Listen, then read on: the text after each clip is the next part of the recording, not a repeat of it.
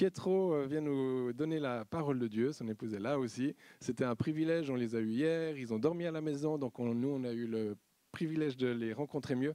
Mais ce que je voulais dire concernant Pietro, et c'est comme ça que je voulais te présenter en tout cas ce que j'ai ressenti, c'est que vous souvenez dans la parole de Dieu, il est écrit que il y avait celui que Jésus aimait. Vous vous souvenez? Enfin, il est dit, hein, il y a celui que Jésus aimait. Et moi je pense, Pietro, je pense que, alors pour le coup, je pense que tu es celui aussi que Jésus, enfin je pense que tu es celui dont on aurait pu dire que tu es celui que Jésus aimait.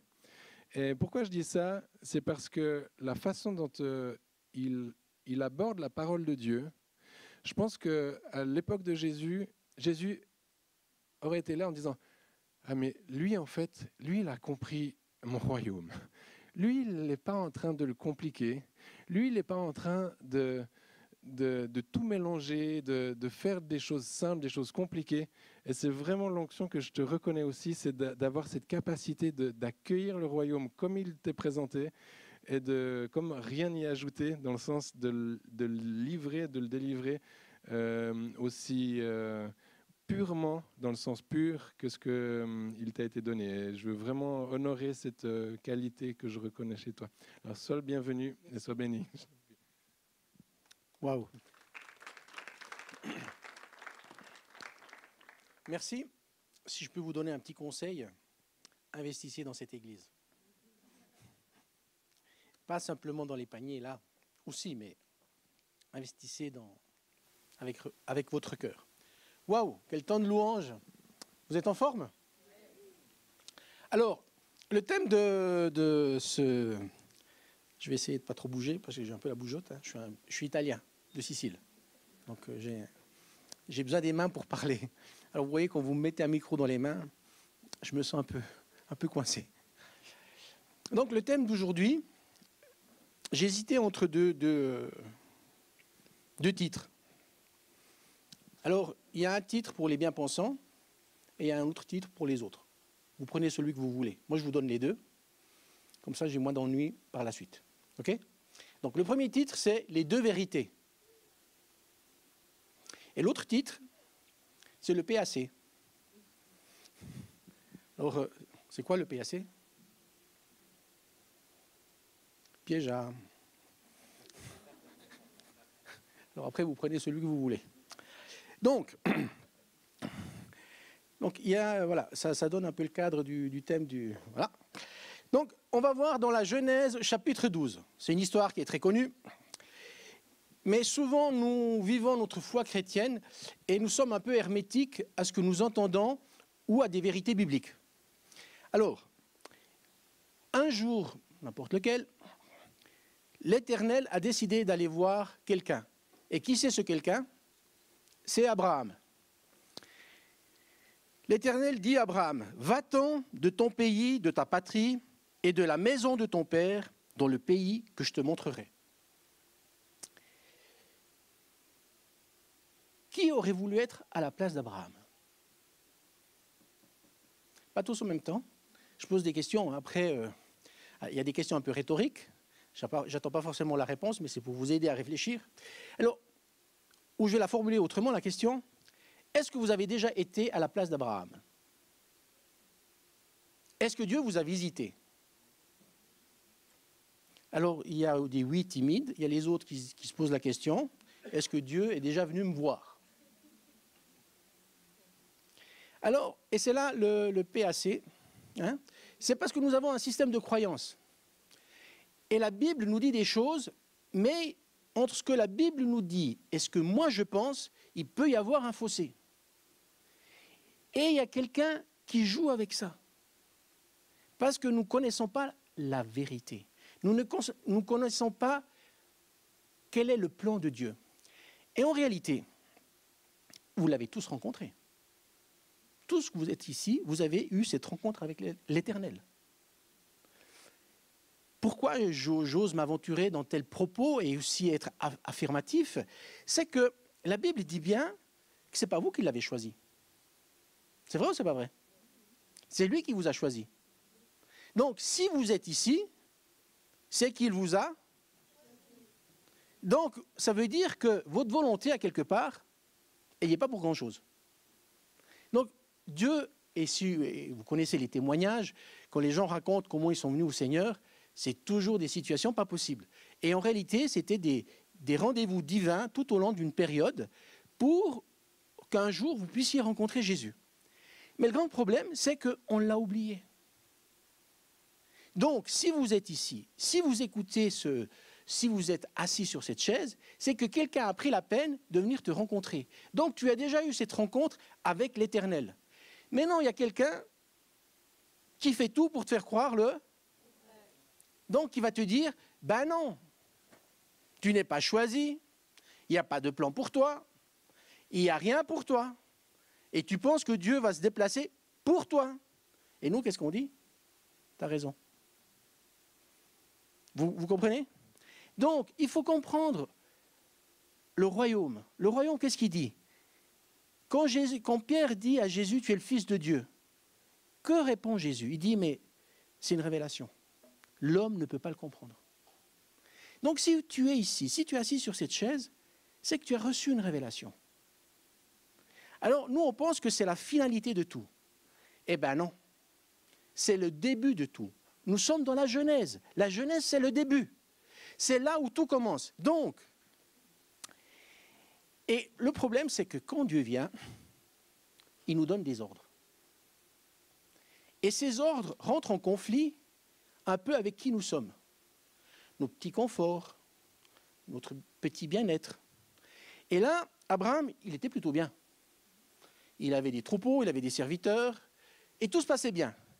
Et quand Dieu lui dit, quitte ton pays, ta famille, un séisme. Qu'est-ce que ça veut dire? Ça veut dire que, qu'est-ce qu'il quitte en réalité? Son confort. Parce que le fait de quitter sa famille, c'était s'exposer aux brigands, c'était s'exposer aux dangers. Parce qu'à l'époque, il n'y avait pas d'armée, il n'y avait pas de police, les routes n'étaient pas sécurisées, et il n'y avait pas forcément de GPS ou de carte géographique pour savoir, je pars de A pour aller à B. Donc, c'était vraiment l'inconnu. Vous me suivez toujours? Donc, ça veut dire qu'il doit prendre un acte de foi, un acte de. Le problème, c'est que dans la vie, nos événements nous font devenir ce que nous devons devenir. Un musicien, il fait de la musique. Pour devenir quoi? Musicien. Quand un jeune homme fait médecine ou une jeune femme font des études de médecine, ils deviennent quoi?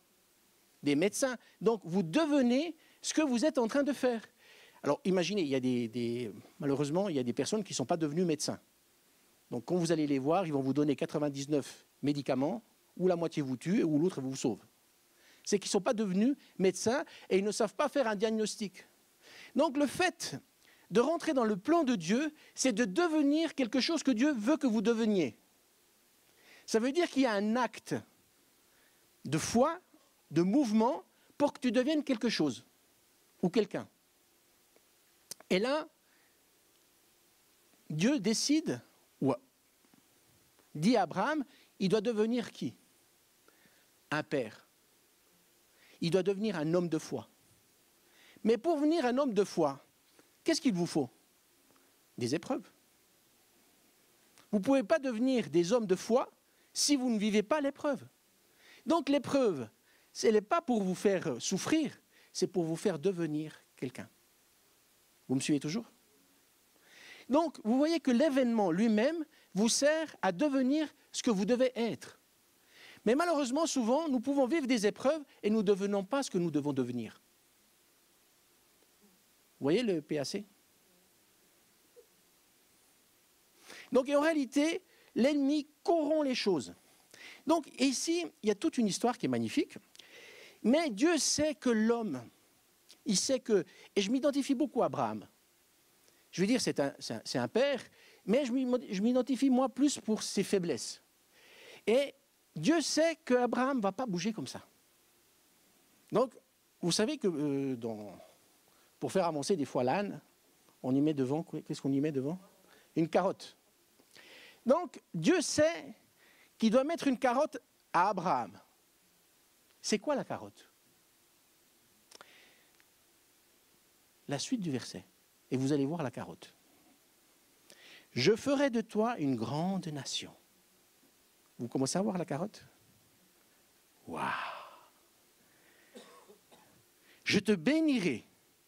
Je rendrai ton nom grand. Le Times, le journal Le Monde, en première page.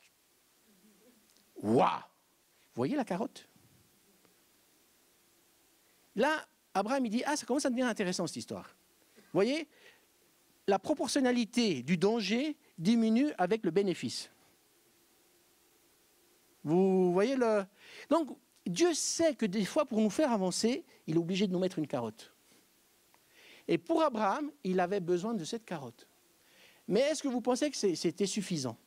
Ben non. Parce qu'il y avait toujours le danger.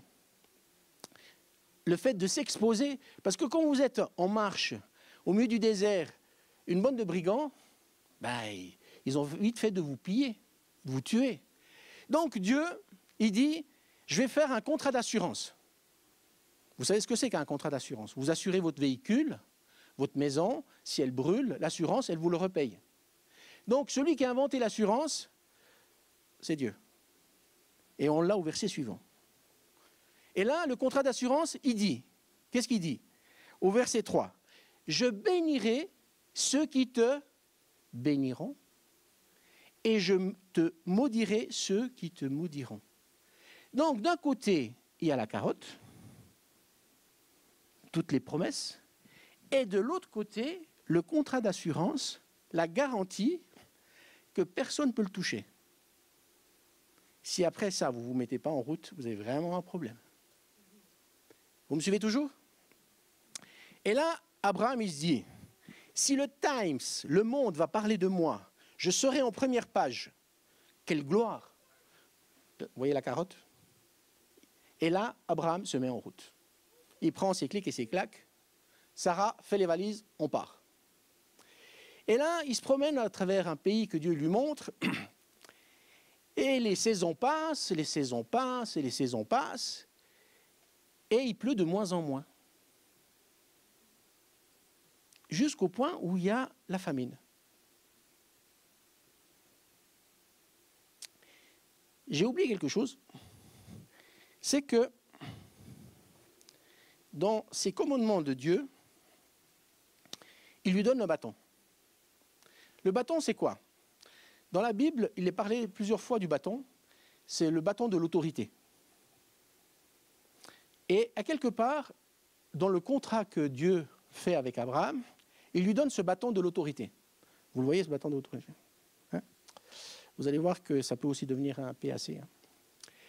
Donc, ce bâton de l'autorité, c'est pour montrer que Dieu lui confère une autorité pour faire ce qu'il doit faire. Est-ce que vous l'avez, ce bâton, vous? Vous l'avez reçu? Donc, vous êtes en marche. Quelle est votre carotte? Ah, et il faut une carotte. Quelle est la promesse? Et vous voyez? Il vous manque des choses. Quel est le contrat d'assurance? Il bénira ceux qui vous béniront, il maudira ceux qui vous maudiront. Mais quelle est la partie de la bénédiction? Qu'est-ce que tu dois devenir? Quel est le travail à devenir? Abraham, qu'est-ce qu'il va devenir? Une grande nation. Ok? Donc il a ce bâton de l'autorité. Malheureusement, dans la Bible, Dieu peut le briser, ce bâton.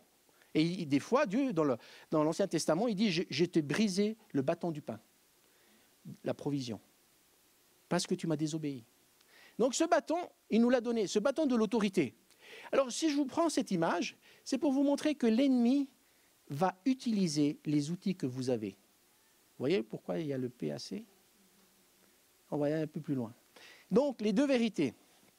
Et là, il se met en route, la famine arrive, et puis les brebis, de moins en moins d'herbe, elles maigrissent à vue d'œil. Et puis Abraham, il a de la peine à trouver du blé pour échanger des brebis avec du blé. Et un jour, voilà qu'une caravane, vous savez ce que c'est qu'une caravane dans le désert? C'est des voyageurs. Et comme à l'époque, il n'y avait pas le 20h le soir, il n'y avait pas non plus de téléjournal, on profitait de ce caravane pour prendre un peu des nouvelles de ce qui se passait dans d'autres contrées. Et le soir, Abraham invite ces voyageurs de cette caravane et lui dit « D'où viens-tu et qu'est-ce qui se passe là-bas » Et voilà que cette caravane remontait de l'Égypte. Et ces voyageurs lui disent à Abraham « Mais en Égypte, il y a du blé. Et toi, avec tous les brebis que tu as, mais tu pourrais vivre là-bas, tu pourrais faire de l'échange, tu pourrais faire du commerce. » Et comme dans tout téléjournal, il y a des séquences de téléjournal. D'abord, vous avez toujours les nouvelles internationales, après vous avez les nouvelles du pays, et puis après vous avez les faits divers. Et au fil de la discussion, au niveau du souper, d'abord on fait au niveau international, au niveau du pays, et on arrive dans les faits divers. Et dans les faits divers, le voyageur dit à Abraham, mais attention, en Égypte, ils ont des pratiques un peu bizarres. C'est que là-bas, au niveau culturel, si un homme voit une jolie femme et il la veut, il n'y va pas par quatre chemins. Il tue le mari et il console la veuve. C'est un peu bizarre, hein?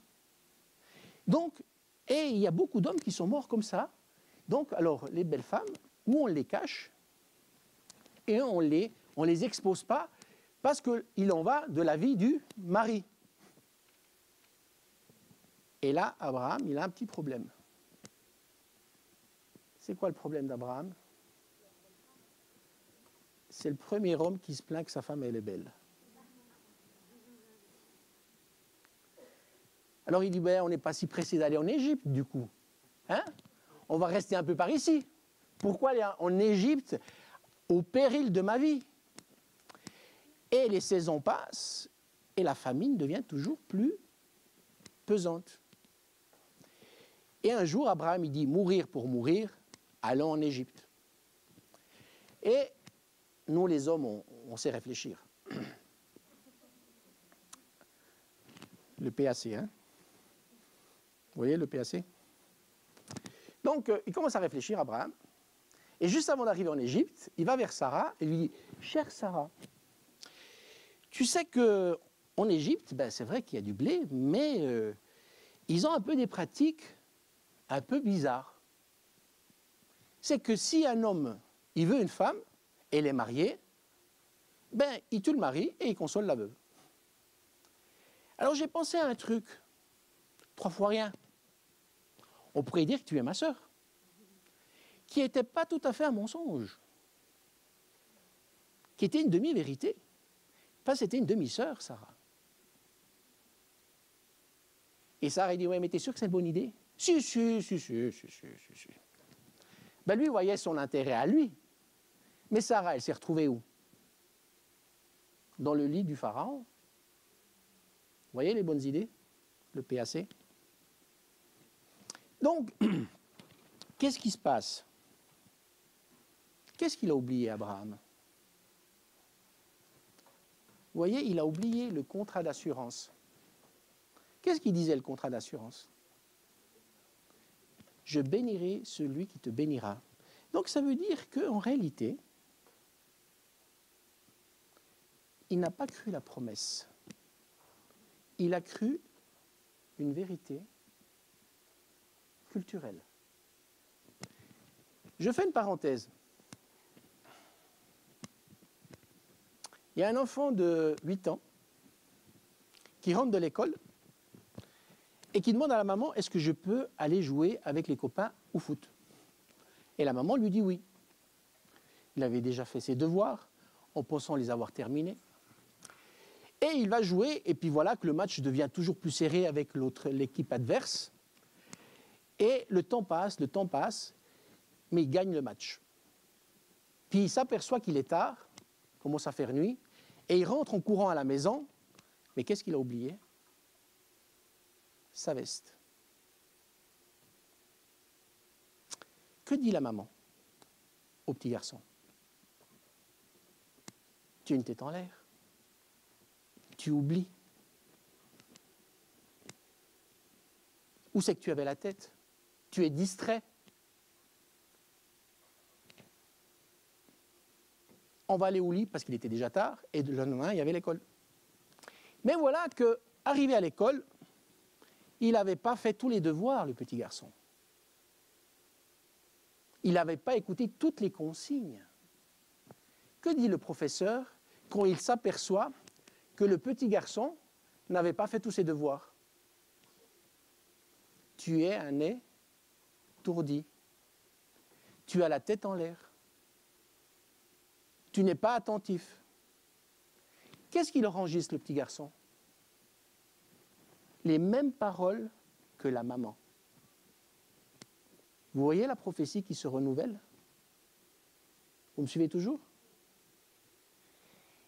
Ce petit garçon, il fait du foot. Et il joue dans une belle équipe. Et il a grandi, il a 15 ans. Et voilà qu'il a un match important à jouer pour le championnat régional.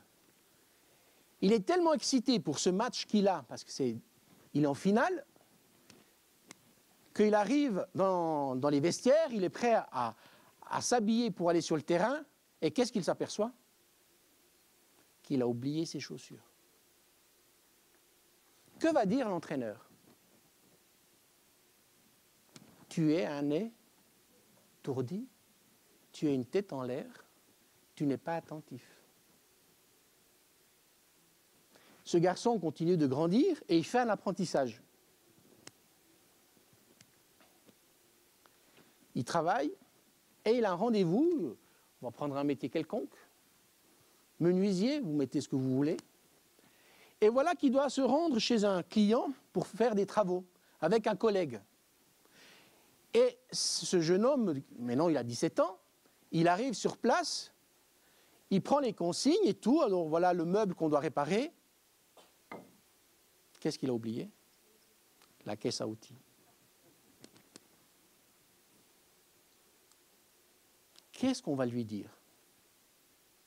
Ou qu'est-ce qu'il va dire lui-même, de lui-même?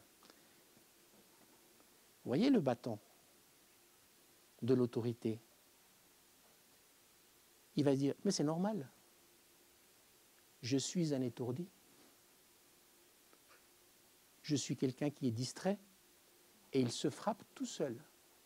Nous, on pense que l'ennemi, il est intéressé de nous mettre un démon à l'intérieur.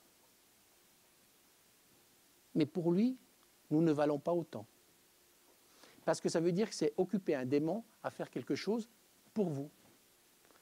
Lui, il est plus malin que ça. Qu'est-ce qu'il fait? Il vous éduque parce qu'il sait que vous avez une autorité. Il sait que Dieu vous a donné un bâton. Vous voyez le PAC? Ça veut dire que j'utilise le bâton, pas dans le bon sens. Pas pour me défendre, pas pour aller conquérir, mais pour me détruire. Quand tu as cassé la voiture, qu'est-ce que tu as dit de toi-même? Quand tu as cassé un objet de valeur, qu'est-ce que tu as dit de toi-même? Qu'est-ce que tu as fait? Vous voyez le bâton? Donc, il n'y a pas besoin de démon pour te frapper. Et en réalité, je vous donne une clé, on se traite de la même façon que eux nous ont traités. Vous me suivez toujours? Vous voyez le PAC? Il y a les deux vérités. Il y a la vérité expérimentale, parce que la vérité expérimentale, c'est que quand vous dites une vérité expérimentale, vous avez les preuves qu'elle a eu lieu. Abraham, quand il dit « ils ont tué des maris », c'est qu'il y avait eu des morts. Ça, c'est la vérité expérimentale. Mais il y a la vérité logos, la vérité biblique, et la vérité biblique, qu'est-ce qu'elle dit? C'est la vérité de Dieu. Et qu'est-ce qu'elle était, la vérité biblique? Je bénirai ceux qui te béniront. Donc, vous voyez que souvent, on se fait avoir par des PAC, des pièges à... Pourquoi? Parce que nous ne croyons pas la parole. Et nous sommes plutôt dans la vérité expérimentale, parce que le petit garçon, mais c'est vrai qu'il a oublié sa veste quand il avait 8 ans, quand il jouait avec ses copains. C'est vrai qu'il avait oublié de faire ses devoirs. C'est vrai, c'était un événement qui a eu lieu. La vérité expérimentale. Qui crois-tu? Qui crois-tu? Est-ce que tu crois ta vérité expérimentale ou est-ce que tu crois la vérité logique? Parce que la vérité logos, la vérité biblique, c'est la vérité logique. Et vous savez, Abraham, cette erreur, est-ce qu'il l'a fait une fois? Non, il l'a fait une deuxième fois. Exactement la même. Mais qu'est-ce que Dieu lui a appris à Abraham? Parce que lui, il croyait plus à la vérité expérimentale qu'à la vérité logique. Que crois-tu de toi-même? Est-ce que tu te frappes à cause des vérités expérimentales ou est-ce que tu acceptes la vérité logique divine?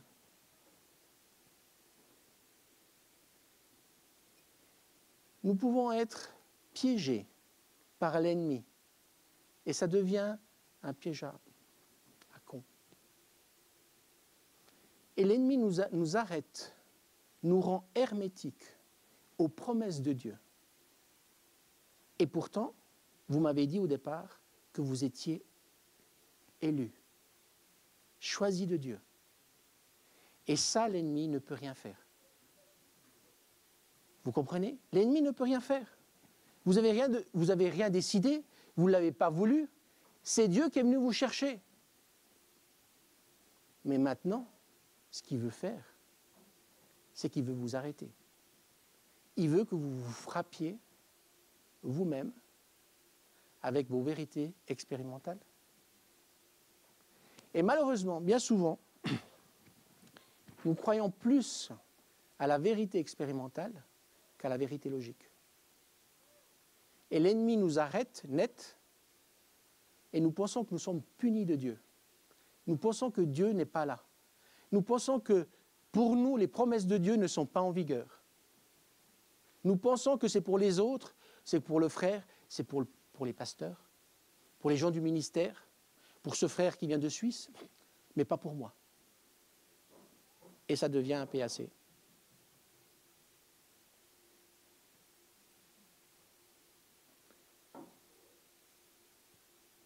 Vous avez cette autorité. Que fais-tu avec? Est-ce que tu te critiques? Est-ce que tu te juges? Est-ce que tu te méprises? Est-ce que tu te condamnes? Parce que si c'est le cas, est-ce qu'on a le droit de le faire? Pourquoi? Qui a décidé la couleur de ta peau? Qui a décidé ta date de naissance? Qui a décidé dans quelle famille tu devais naître? Qui a décidé ton parcours de vie? En fin de compte, tu n'as pas choisi grand-chose. Hein. Je vous rassure, moi non plus. Hein. Donc, en réalité, la seule chose que Dieu nous demande, c'est de croire ses promesses. C'est de croire ses promesses que lui nous a faites. Est-ce qu'on pourrait mettre les images pour mieux illustrer le PAC? Alors, il n'y a pas... Est-ce que ça existe? Est-ce qu'on peut passer à l'image suivante?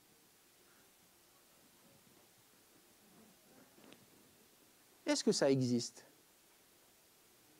C'est quoi? C'est des trompe-l'œil. C'est de la peinture de rue. Est-ce qu'on peut aller de l'avant? Est-ce que cette canette de bière existe? Vous voyez comment l'ennemi nous trompe? Est-ce qu'on peut aller de l'avant? Vous voyez le dessin, la perspective? C'est dessiné.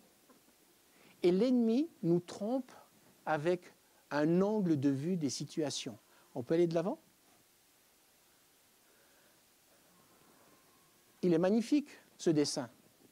Mais est-ce qu'il est réel? Ah non? Ouais, tu me casses un mythe, là. Donc, vous voyez que l'ennemi utilise des choses folles et nous les croyons. Nous les croyons. Est-ce qu'il y en a d'autres? C'est magnifique, ça. Il y a vraiment des artistes. Et l'ennemi est un artiste. Et il sait comment nous tromper. Il sait ce que tu as besoin. Il sait les choses que tu vas croire. Et pour chacun d'entre nous, l'ennemi, il a un dessin bien précis. Merci pour les... Vous comprenez? Et en réalité, pendant le temps de louange, ce que le Seigneur me montrait, que pour plusieurs, le cœur était devenu hermétique. Et vous savez pourquoi le cœur devient hermétique? On ne croit plus les promesses de Dieu. Parce que nous croyons les vérités expérimentales. L'expérience nous a dicté des vérités. Tu as été abandonné, tu as été délaissé, tu as des problèmes économiques. Tu me dis, mais ça c'est la vérité. Ça c'est la vérité expérimentale. Que dit la vérité logique? Vous me suivez toujours? Et à cause de ces vérités expérimentales, nos cœurs se ferment. Nos cœurs deviennent arides. Alors maintenant, Dieu, il doit venir avec quoi? Avec une lance à incendie? Il doit venir avec quoi? Avec un bâton de dynamite pour nous faire exploser ce cœur qui s'est endurci à cause de nos croyances? Qu'est-ce qu'il doit faire, Dieu? Qui détient l'autorité de votre cœur? Ce bâton, vous avez l'autorité d'ouvrir votre cœur pour la bénédiction de Dieu ou de vous frapper. Et c'est là où ça devient un PAC. Si vous êtes d'accord, et chacun d'entre nous, nous avons des vérités expérimentales dominantes, où nous sommes jugés, méprisés, où nous disons il n'y a pas d'avenir pour toi, il n'y a pas de projet, il n'y a pas de destinée, tu n'as pas de talent, tu ne sais rien faire. Et nous croyons des choses comme ça. Mais nous avons une dominante. Je ne vous demande pas de régler le tout. Moi, je vous mets au défi de renoncer une vérité expérimentale qui, en réalité, vous l'avez compris, c'est un PAC ou c'est un mensonge. Vous l'appelez comme vous voulez. Vous comprenez? Et vous acceptez la vérité logique, la vérité divine, et je vous mets au défi de voir si quelque chose ne change pas dans votre existence. Vous comprenez? Donc, dans le temps qui nous reste, si vous êtes d'accord, je vous invite à vous lever. En réalité, c'est nos croyances, c'est nos vérités expérimentales qui ont fermé nos cœurs. Est-ce que moi j'ai l'autorité d'ouvrir cette porte dans votre vie? Non. Qui a l'autorité d'ouvrir cette porte dans votre propre vie? Vous-même. C'est vous qui avez l'autorité. C'est vous qui avez reçu ce bâton d'autorité. Est-ce que vous êtes prêt à renoncer ces paroles de mépris que vous avez eues pour votre vie? Alors, imaginez bien que je vais commencer par ma propre vie, mais est-ce que je ne dois pas aussi régler aussi des paroles de mépris vis-à-vis d'un voisin, vis-à-vis de ma femme, vis-à-vis de mon mari, vis-à-vis de l'autre, d'un camarade? Et nos cœurs s'endurcissent, nos cœurs deviennent méchants. Et même à notre insu, des fois, nous avons des propos qui dépassent même notre pensée. Pourquoi? Parce que nous sommes devenus arides, secs. Si vous êtes d'accord, nous allons fermer les yeux. Et chacun d'entre vous, moi je n'ai pas besoin de connaître quels sont vos PAC, vos mensonges. Mais dites, Seigneur, aujourd'hui, je reconnais que j'ai cru cette croyance. Et en réalité, c'est un mensonge qui me dit que je ne suis pas digne de toi, qui me dit que je n'ai pas de talent, qui me dit que je n'ai pas d'avenir, que tu ne prends pas soin de moi. Et aujourd'hui, je veux renoncer à cette parole dans le nom de Jésus. Et je veux accepter la vérité, et la vérité, elle est biblique, elle existe. Et il y a l'antidote. Est-ce qu'il y a de l'amour pour toi? Est-ce qu'il y a de l'espérance pour toi? Est-ce qu'il y a des dons pour toi? Est-ce qu'il y a un avenir pour toi? Est-ce que tu peux accepter, accueillir cette vérité?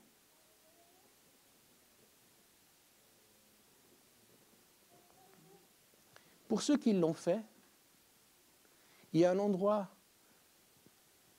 de la rencontre. Et pour moi, cet endroit de la rencontre, c'est le psaume 23. C'est la rencontre avec Jésus. Et la Bible nous parle de ces verts pâturages.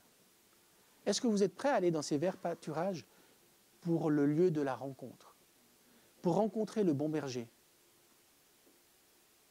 Est-ce que vous pouvez aller dans ces verts pâturages du psaume 23? Qui c'est qui voit les verts pâturages du psaume 23? Levez la main. Est-ce que vous pouvez vous voir, vous, dans ces verts pâturages? Et si vous vous voyez dans ces verts pâturages, est-ce que le bon berger est là? Est-ce que Jésus est dans ces verts pâturages? Qui voit Jésus? Et qu'est-ce qu'il vous dit, Jésus? Ce qu'il vous dit, c'est la vérité logique. C'est la vérité logos.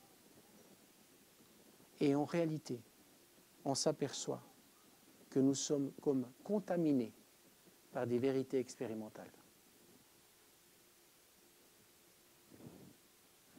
Qui a senti comme une libération dans ses entrailles? Qui a senti cet amour de Dieu venir? Qui a senti que Dieu l'acceptait comme il était? Vous avez ressenti cela? Soyez bénis. Dans le nom de Jésus. Amen.